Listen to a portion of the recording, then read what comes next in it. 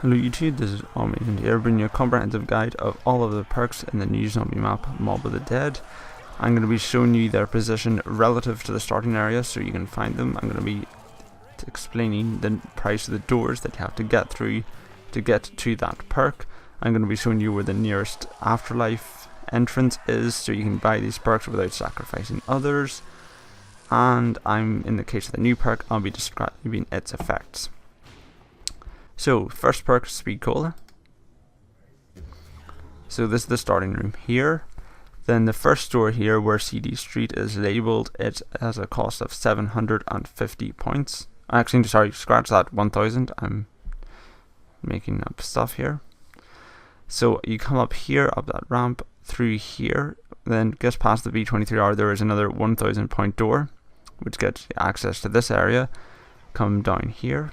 Now there is the switch there, which gives you access to it. This door here is when you activate through purgatory mode, so there isn't a cost involved in it, but you have to give up one of your purgatories.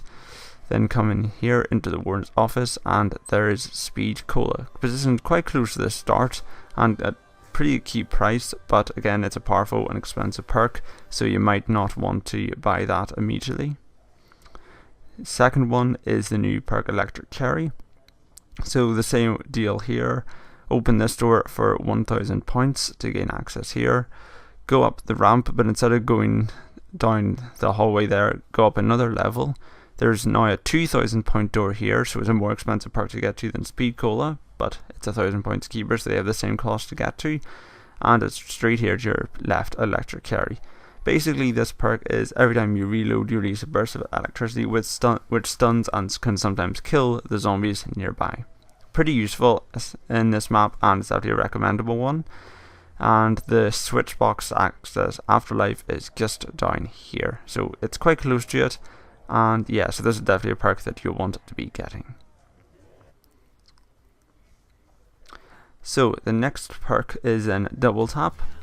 So, same story again. I'm going to be using the library route for all the ones because it's the most general route that you want to be using. So, first up at the 1000 point door here. Head up the ramp as normal. Then head down onto Broadway. Open the next 1000 point door here.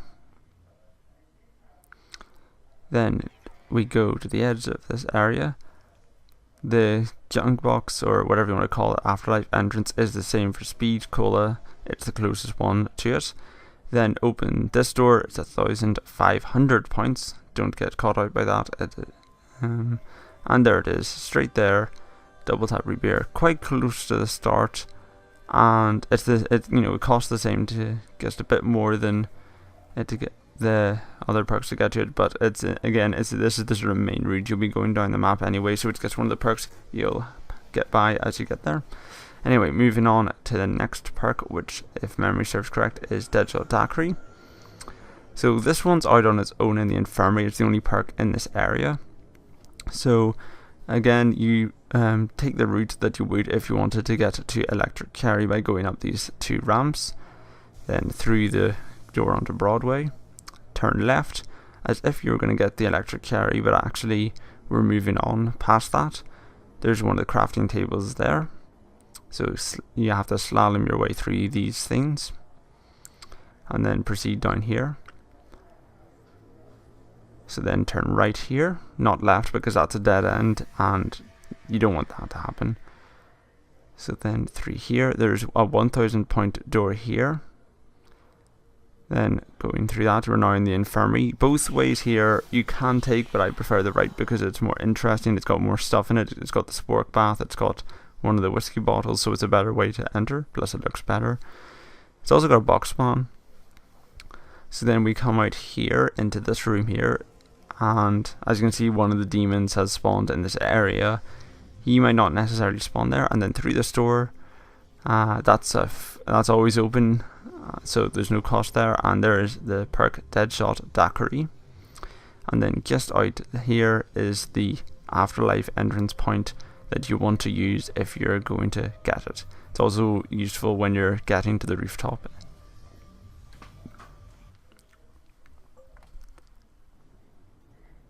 Next up, we're going to take on Juggernog, which is probably the most sought after perk, and as they've clearly responded to this by putting the furthest away. So first up, that 1000 point door there.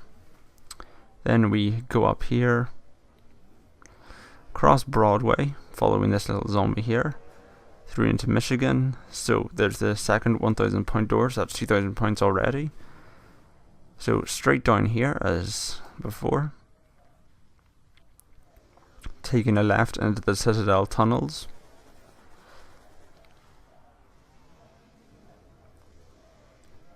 Now again, we're going to take a left turn here through this door, which is a 1500 point door, so that's now 3500 points we've spent. There's double tap as before. So then after double tap you take a turn to the right, then a turn to the left here, remembering 870 on the wall if you want it. So then you take a left down here into the Citadel tunnels. So this is now the spiral staircase area. If you've seen my previous videos, you'll know this area well. It's got one of the parts to the plane, and one of the musical Easter egg is activated from here. So this is basically the spiral staircase. It's a fairly simple way to navigate, so I'm just going to speed it up a bit. And yeah, so it's a pretty straightforward area to navigate. There's the boxes to the left. So then this is another 1000 point door here. Then come down these stairs. Now there's two options to get to Juggernog. There's I think 1500 points doors to your right, but that isn't the most economic way. If you want to get to Juggernog, this gate, which is another 2000 points, is your best buy, and there it is. There's Juggernog. Also, just to let you, oh yeah, there's also the box to get it. It's one of the closest, which is quite nice, because after you've spent so many points, that's what you want. Also, just to let you know, there is an alternative way to get to it, which involves taking the gondola, but it involves going up to Electric Carry, and then going straight forward to the gondola. You shock it with Afterlife, activate it, take it down, and you're at Juggernog. It's the cheaper way, but then you don't have the doors open, and you usually have to open them anyway, so just bear that in mind. So there's two ways to get to Juggernog and PhD Flopper and Mule Kick, which I'm going to show you where they are here. And basically you've got the expensive way, but once you've opened it, it's always open, so you can get between them for free. Or you can take the gondola way, which is basically cheaper, but then you have to keep paying to keep using it, which means that the cost will stack up over time, which sort of, it's down to personal preference. I mean, I go this way because I'm opening up these ways anyway to get to the various parts for the plane. But again, it's down to personal preference. If you want to get Juggernog fast, which, you can blame me for that, that's the best way to do it. So Mule Kick and PhD Flopper are located in a pretty similar area to Juggernog. They're located down at the docks. So similar route here. Again, the cost, there isn't any additional doors between Juggernog and Mule Kick / PhD Flopper, which are located very close to each other. So the cost of it is pretty much the same as getting to Juggernog. So here we're on the spiral staircase. Let's speed it up again.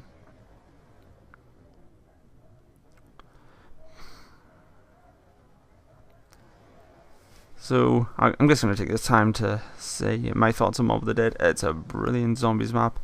I've had a sort of love-hate relationship with it so far, primarily because it's a pretty hard map, so I keep getting downed, and that makes me angry. So again, this is just the normal way to Juggernog I described in the past. You could take the gondola method to get to Mule Kick and PhD Flopper, but I don't really think that's the best option, really. But again, down to personal preference. So once you get past Juggernog, you can take the stairs down, or you can just jump down there. Stairs leaves you more exposed to zombies, but that way means that you have to take some damage. So then pass by the Tommy gun here, and one of the parts spawns on your right. So you basically are approaching the tower if you want to get to the two perks. So guys down here, and there on the right. There you go, Mule Kick and PhD Flopper. Yep, Treyarch got us again. You can't buy them. However, if we go to grief mode and go to theatre, so you spawn up there rather than in the solo starter room, and you come down this ramp and you buy the 1000 point door to the library, what do we see but PhD, fully buyable at its original price of 2000 points in grief mode. Now I did a bit of experimentation and its effects are exactly the same as to Black Ops 1's. PhD, as far as I can tell, grants immunity from fall damage and explosive damage. You can cook grenades as long as you like, fire RPGs at your feet, and the dive to prone still creates an explosion which damages zombies and can stun players in grief, which is quite funny as well. That's about the only real difference in it. I mean, it might do different damage, but I haven't been able to find out yet, but I think we can assume it does the same effects as its Black Ops 1 counterpart. This has been Almagent, thank you for watching, and goodbye.